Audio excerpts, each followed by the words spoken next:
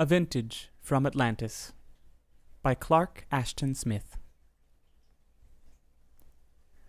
I thank you, friend, but I am no drinker of wine, not even if it be the rarest canary or the oldest amontillado. Wine is a mocker, strong drink is raging, and more than others I have reason to know the truth that was writ by Solomon, the Jewish king. Give ear, if ye will, and I shall tell you a story such as would halt the half-drained cup on the lips of the hardiest bibber. We were 37 buccaneers, who raked the Spanish main under Barnaby Dwale, he that was called Red Barnaby, for the spillin' of blood that attended him everywhere. Our ship, the Black Falcon, could outfly and outstrike all other craft that flew the Jolly Roger. Full often, Captain Dwale was wont to seek a remote isle on the eastward verge of the West Indies, and lighten the vessel of its weight of ingots and doubloons. The isle was far from the common course of maritime traffic, and was not known to maps or other mariners, so it suited our purpose well. It was a place of palms and sand and cuffs, with a small harbour sheltered by the curving, outstretched arms of rugged reefs, on which the dark ocean climbed and gnashed its fangs of white foam without troubling the tranquil waters beyond. I know not how many times we had visited the isle, but the soil beneath many a cocoa tree was heavy with our hidden trove. There we had stored the loot of bullion-laden ships, the massy plate and jewels of cathedral towns. Even as to all mortal things, an ending came at last to our visits. We had gathered a goodly cargo, but might have stayed longer on the open main where the Spaniards passed, if a tempest had not impended. We were near the secret isle, as it chanced, when the skies began to blacken, and wallowing heavily in the rising seas, we fled to our placid harbour, reaching it by nightfall. Before dawn the hurricane had blown by, and the sun came up in cloudless amber and blue. We proceeded with the landing and burying of our chests of coin and gems and ingots, which was a task of some length, and afterward we refilled our water casks at a cool sweet spring that ran from beneath the palmy hill not far inland. It was now mid-afternoon. Captain Dwale was planning to weigh anchor shortly and follow the westering sun toward the Caribbees. There were 9 of us, loading the last barrels into the boats, with Red Barnaby looking on and cursing us for being slower than mud turtles, and we were bending knee-deep in the tepid, lazy water, when suddenly the captain ceased to swear, and we saw that he was no longer watching us. He had turned his back, and was stooping over a strange object that must have drifted in with the tide, after the storm. A huge and barnacle-laden thing that lay on the sand, half in and half out of the shoaling water. Somehow, none of us had perceived it heretofore. Red Barnaby was not silent long. "Come here, ye canker-eaten coistrels," he called to us. We obeyed willingly enough, and gathered around the beached object, which our captain was examining with much perplexity. We were too greatly bewildered when we saw the thing more closely, and none of us could name it offhand, or with certainty. The object had the form of a great jar, with a tapering neck, and a deep, round abdomen's body. It was wholly encrusted with shells and corals that had gathered upon it, as if through many ages in the ocean deeps, and was festooned with weeds and sea flowers, such as we had never before beheld, so that we could not determine the substance of which it was made. At the order of Captain Dwale, we rolled it out of the water and beyond reach of the tide, into the shade of nearby palms, though it required the efforts of 4 men to move the unwieldy thing, which was strangely ponderous. We found that it would stand easily on end, with its top reaching almost to the shoulders of a tall man. While we were handling the great jar, we heard a swishing noise from within, as if it were filled with some sort of liquor. Our captain, as it chanced, was a learned man.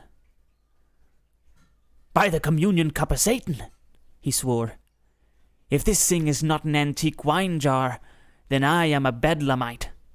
Such vessels, though mayhap they were not so huge, were employed by the Romans to store the goodly vintages of Falernus and Kecuba, Indeed, there is today a Spanish wine, that of Valdepenas, which is kept in earthen jars. But this, if I mistake not, is neither from Spain nor olden Rome. It is ancient enough by its look to have come from that long-sunken isle, the Atlantis, whereof Plato speaks.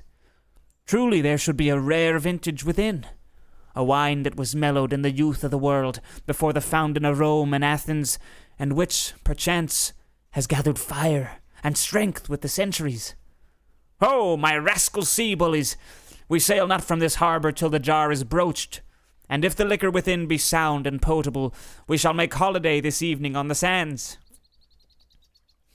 Belike, 'tis a funeral urn, full of plaguey cinders and ashes, said the mate, Roger Aglone, who had a gloomy turn of thought.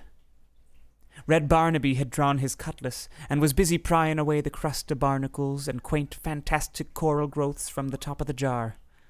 Layer on layer of them he removed, and swore mightily at this increment of forgotten years. At last, a great stopper of earthenware, sealed with a clear wax that had grown harder than amber, was revealed by his prying. The stopper was graven with queer letters of an unknown language, plainly to be seen, but the wax refused the cutlass. Oh, the cutlass point. But the wax refused the cutlass point. So, losing all patience, the captain seized a mighty fragment of stone, which a lesser man could scarce have lifted, and broke therewith the neck of the jar. Now even in those days, I, Stephen Magbane, the one Puritan amid that Christless crew, was no bibber of wine or spirituous liquors, but a staunch Rechabite on all occasions. Therefore I held back, feeling little concern other than that of reprobation, while the others pressed about the jar and sniffed greedily at the contents. But almost immediately with its opening, my nostrils were assailed by an odour of heathen spices, heavy and strange, and the very inhalation thereof caused me to feel a sort of giddiness, so that I thought it well to retreat still further. But the others were as eager as midges about a fermenting vat in autumn. "Splud! 'Tis a royal vintage!" roared the captain, after he had dipped a forefinger in the jar and sucked the purple drops that dripped from it. "Avast, ye slumgullions! Stow the water casks on board, and summon all hands ashore, leaving only a watch there to ward the vessel. We'll have a gala night before we sack any more Spaniards." We obeyed his order, and there was much rejoicing amid the crew of the Black Falcon at the news of our find and the postponement of the voyage. 3 men, grumbling sorely at their absence from the revels, were left on board, though, in that tranquil harbour, such vigilance was virtually needless. We others returned to the shore, bringing a supply of pannikins in which to serve the wine, and provisions for a feast. Then we gathered pieces of drift with which to build a giant fire, and caught several huge tortoises along the sands, and unearthed their hidden eggs. In these preparations I took part with no special ardour. Knowing my habit of abstention, and being of a somewhat malicious and tormenting humour, Captain Dwale had expressly commanded my presence at the feast. However, I anticipated nothing more than a little ribaldry at my expense, as was customary at such times, and being partial to fresh tortoise meat, I was not wholly unresigned to my lot as a witness of the Babylonian inebrieties of the others. At nightfall, the feasting and drinking began, and the fire of driftwood, with eerie witch colours of blue and green and white amid the flame, leapt high in the dusk, while the sunset died to a handful of red embers far on purpling seas. 'Twas a strange wine that the crew and captain swilled from their pannikins. I saw that the stuff was thick and dark, as if it had been mingled with blood, and the air was filled with the reek of those pagan spices, hot and rich and unholy, that might have poured from a broken tomb of antique emperors.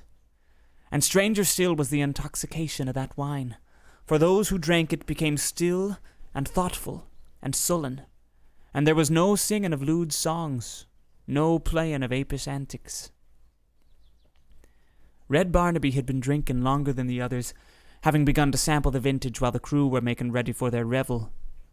To our wonderment, He ceased to swear at us after the first cupful, and no longer ordered us about or paid us any heed, but sat, peering into the sunset with eyes that held the dazzlement of unknown dreams. And one by one, as they began to drink, the others were likewise affected, so that I marveled much at the unwonted power of the wine. I had never before beheld an intoxication of such nature, for they spoke not nor ate, and moved only to refill their cups from the mighty jar.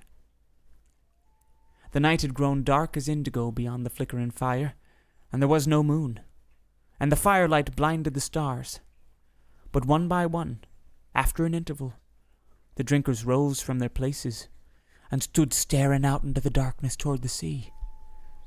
Unquietly they stood, and strained forward, peering intently as men who behold some marvelous thing, and queerly they muttered to one another, with unintelligible words.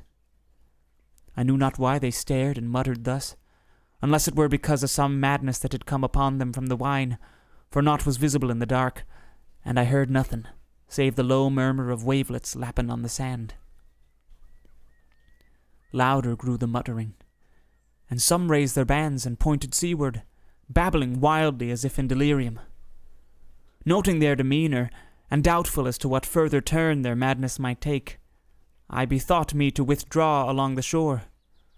But when I began to move away, those who were nearest to me appeared to waken from their dream, and restrained me with rough hands. Then, with drunken, gibbering words of which I could make no sense, they held me helpless while one of their number forced me to drink from a pannikin filled with the purple wine. I fought against them, doubly unwilling to quaff that nameless vintage, and much of it was spilled. The stuff was sweet as liquid honey to the taste, but burned like hell-fire in my throat. I turned giddy, and a sort of dark confusion possessed my senses by degrees, and I seemed to hear and see and feel as in the mounting fever of calenture. The air about me seemed to brighten, with a redness, a ghostly blood that was everywhere, a light that came not from the fire nor from the nocturnal heavens. I beheld the faces and forms of the drinkers, standing without shadow, as if mantled with a rosy phosphorescence.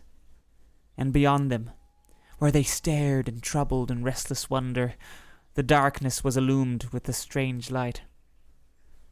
Mad and unholy was the vision that I saw, for the harbour waves no longer lapped on the sand, and the sea had wholly vanished. The black falcon was gone, and where the reefs had been, great marble walls ascended, flushed as with the ruby of lost sunsets. Above them were haughty domes of heathen temples, and spires of pagan palaces, and beneath were mighty streets and causeys where people passed in a never-ending throng. I thought that I gazed upon some immemorial city, such as had flourished in earth's prime, and I saw the trees of its terraced gardens, fairer than the palms of Eden. Listening, I heard the sound of dulcimers that were sweet as the moaning of women, and the cry of horns that told forgotten glorious things, and the wild sweet singing of people who passed to some hidden, sacred festival within the walls. I saw that the light poured upward from the city, and was born of its streets and buildings. It blinded the heavens above, and the horizon beyond was lost in a shining mist. One building there was, a high fane above the rest, from which the light streamed in a muddier flood, and from its open portals music came, sorcerous and beguiling as the far voices of bygone years. And the revellers passed gaily into its portals, but none came forth.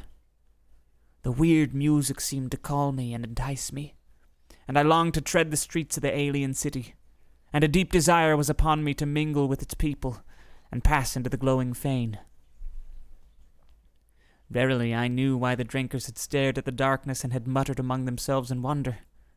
I knew that they also longed to descend into the city. And I saw that a great causey, built of marble and gleaming with a red lustre, ran downward from their very feet over meadows of unknown blossoms to the foremost buildings. And then, as I watched and listened, the singing grew sweeter, the music stranger, and the rosy lustre brightened. Then, with no backward glance, no word or gesture of injunction to his men, Captain Dwale went slowly forward, treading the marble causey like a dreamer who walks in his dream. And after him, one by one, Roger Aglon and the crew followed in the same manner, going toward the city. Haply, I too should have followed, drawn by the witching music, for truly it seemed that I had trod the ways of that city in former time, and had known the things whereof the music told, and the voices sang. Well did I remember why the people passed eternally into the fane, and why they came not forth, and there, it seemed, I should meet familiar and beloved faces, and take part in the mysteries recalled from the foundered years. All this, which the wine had remembered through its sleep in the ocean depths, was mine to behold and conceive for a moment. And well it was that I had drunk less of that evil and pagan vintage than the others, and was less besotted than they with its luring vision. For, even as Captain Dwale and his crew went toward the city, it appeared to me that the rosy glow began to fade a little. The walls took on a wavering thinness, and the domes grew insubstantial. The rose departed, the light was pale as a phosphor of the tomb, and the people went to and fro like phantoms, with a thin cry and a ghostly horns and a ghostly singing. Dimly above the sunken causey, the harbour waves returned, and Red Barnaby and his men walked down beneath them. Slowly the waters darkened above the fading spires and walls, and the midnight blackened upon the sea, and the city was lost, like the vanished bubbles of wine. A terror came upon me, knowing the fate of those others. I fled swiftly, stumbling in the darkness toward the palmy hill that crowded the isle. No vestige remained of the rosy fight, and the sky was filled with returning stars. And looking oceanward, as I climbed the hill, I saw a lantern that burned on the Black Falcon in the harbour, and discerned the embers of our fire that smouldered on the sands. Then, praying with a fearful fervour, I waited for dawn.